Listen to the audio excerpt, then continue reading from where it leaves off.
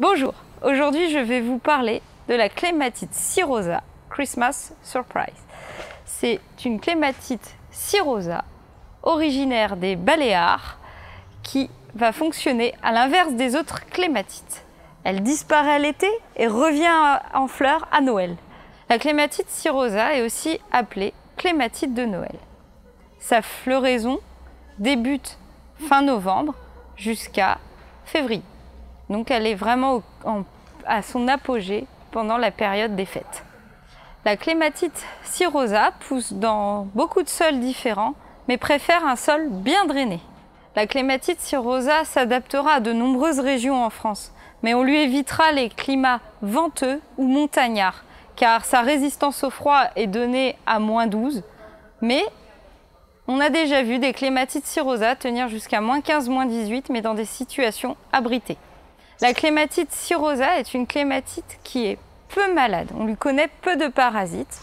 Par contre, il ne faut pas s'inquiéter, car l'été, dans les régions chaudes, et quasiment partout en France, elle rentre en dormance. Elle va s'arrêter de faire du feuillage, elle va fondre en été pour se protéger de la chaleur. Le feuillage réapparaîtra que fin octobre.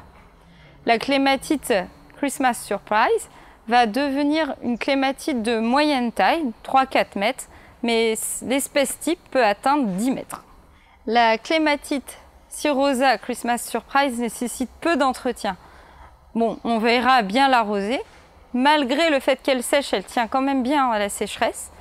Et après, il n'y a que de la taille de formation qui sera nécessaire. C'est vraiment une plante facile. La taille de formation est relativement simple. C'est juste ce qui nécessite de tailler ce qui ne vous plaît pas ou qui prend trop de place. On installera la clématite cirosa sur un grillage, un treillage, où on peut avoir une idée assez sympa, c'est de l'installer dans un arbre caduc, donc qui perd ses feuilles pendant l'hiver, pour avoir quelque chose et des fleurs pour Noël. Les clématites cirosa font partie de mes clématites préférées, car elles fleurissent à une période de l'année où il y a très peu de fleurs et de végétation.